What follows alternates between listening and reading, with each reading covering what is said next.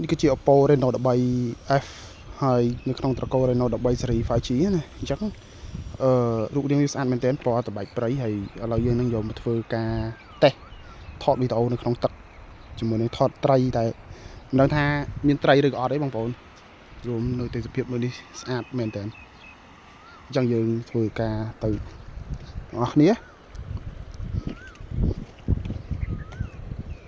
ឡូវយើងបើកមុខងារកាមេរ៉ា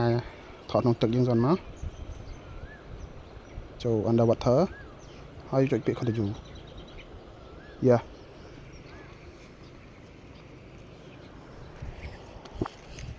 រួមអត់មានទាំងមានត្រីអត់នេះ